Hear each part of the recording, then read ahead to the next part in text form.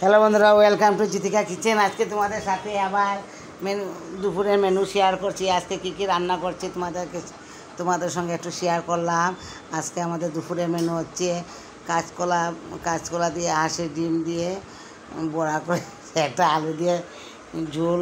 এই রেসিপিটা বলে না বন্ধুরা, হাল চেটে পুটে খাবে, এত এত ভালো হয়।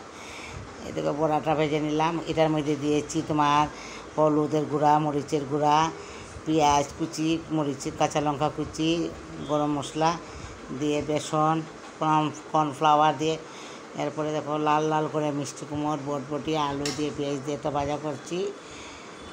এই যে ভাজাটা লাল লাল করে করলাম। এরপরে যে হাঁসের ডিমের তো বড়া তরকারিটা মশলাটা করেছি, মশলাতে দিয়েছি ডিম কারি মশলা, আদা বাটা, তারপর জিরা বাটা, ধনিয়া বাটা, পেঁয়াজ বাটা দিয়ে মশলাটাকে কষাচ্ছি। তেল দেখো বন্ধুরা কী সুন্দর হয়েছে, তেলটা ছেড়ে এসেছে। এরপরে আলুটা দেবো। এই দেখো, এই যে ডিম কারির মশলাটা দিচ্ছি।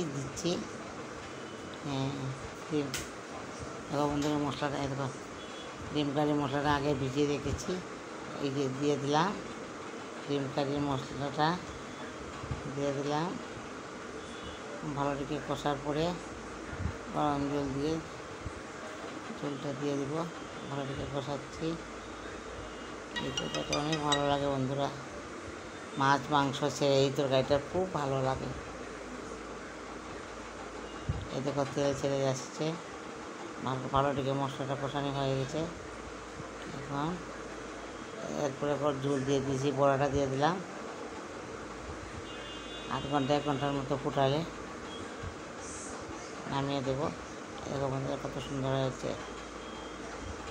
সবাই লাস্টে করলাম, গরম গরম ভাত ফুটছে। এই দেখো বন্ধুরা।